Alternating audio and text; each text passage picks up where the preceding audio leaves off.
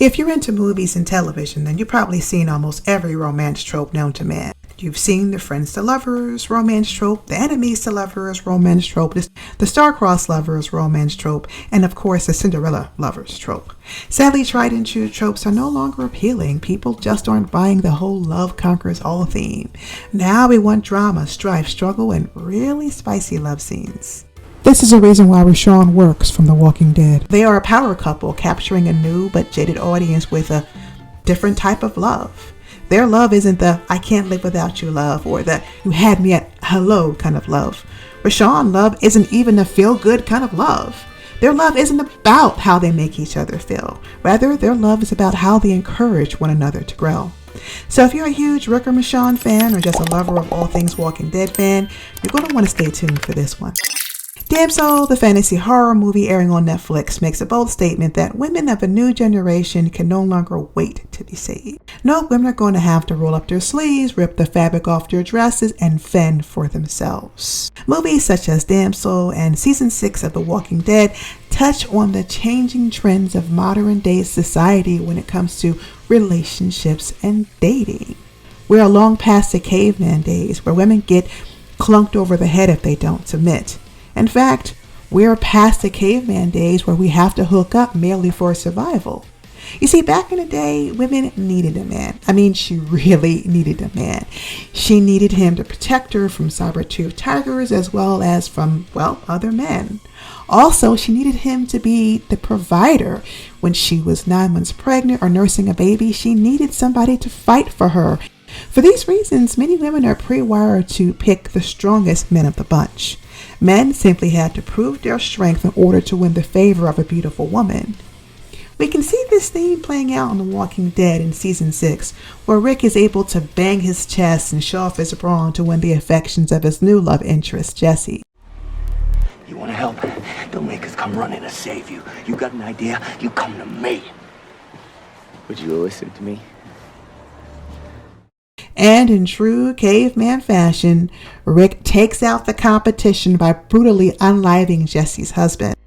Now, he was an abusive a-hole, but still. The only problem with this type of relationship is that Rick is a caveman, but Jesse kind of isn't. She's dainty and sheltered, and she's lost virtually all of her primordial instincts, all the instincts that she needs to survive. I am gonna fight, Rick.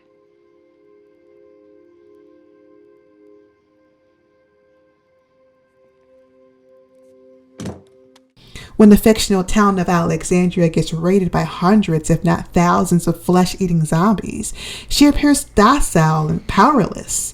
She is submissively pretty while Rick barks out directions and commands.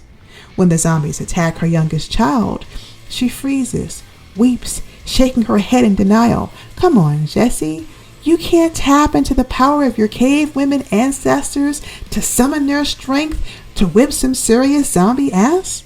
Women are vicious, especially when it comes to protecting their young. But Jesse just folds like a cheap suit. Jesse is a primary example of why survival love simply doesn't work anymore. Under survival love, many women are stuck with brutes who abuse and mistreat them. Women are forced to stay in the house, barefoot and pregnant, never gaining the necessary skills to support themselves and their children. As a result, women are in constant need of a man and may settle for one that isn't the pick of the litter just for a sense of safety and security. Now, you may believe that women get the short end of the stick when it comes to survivor love, but I can assure you that's not true. Men have to constantly be on guard because there is always someone else out there ready and willing to take his place. Not to mention the stress of having to be the provider and the protector all the time. We reinforced it just in case. Either way, the wall's gonna hold together. Can you? Rick, living in an apocalyptic world where food is scarce and danger is lurking around every corner, slowly realizes that he cannot protect his family.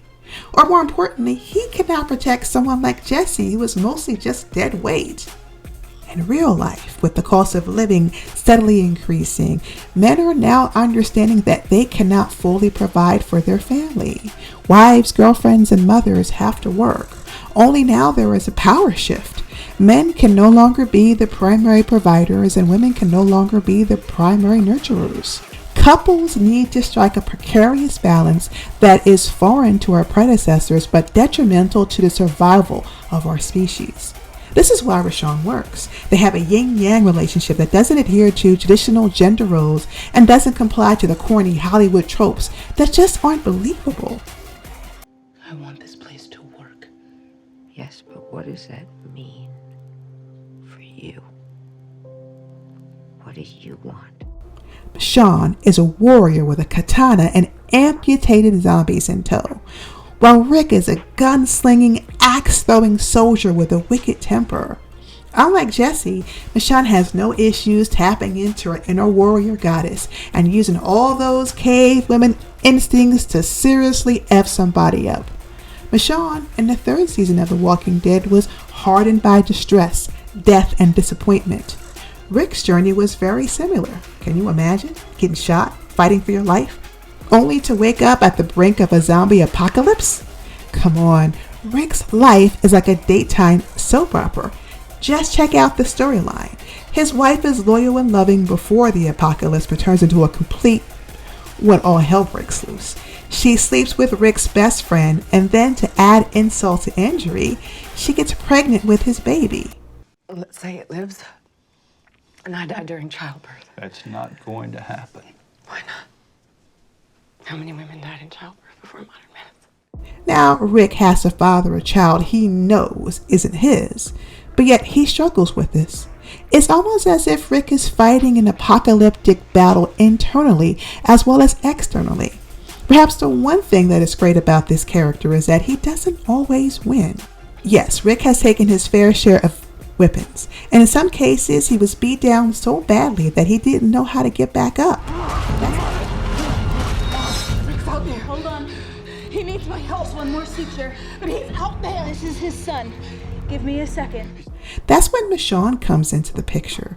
Michonne isn't just Rick's companion, she is his muse. She inspires him to go on living after the strife, disappointment, and heartache has broken him beyond repair. She is his rock, giving him fleeting pieces of happiness and love in a world that is constantly seeking to break him down.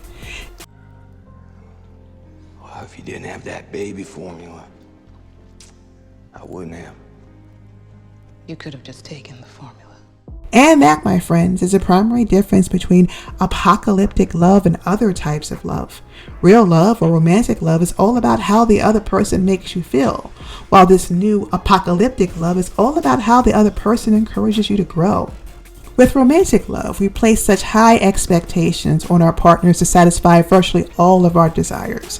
We want them to be our therapists, our best friends, mind readers, psychics, and miracle workers.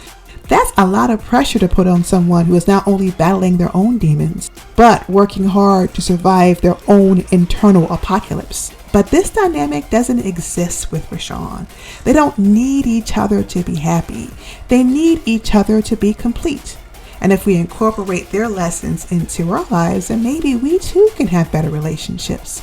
Instead of being transactional and keeping tabs on who's doing what, we can analyze our own behavior and discern how the people we love can truly help us grow. What do you think about Richonne? What do you think about apocalyptic love? Please sound off in the comments below.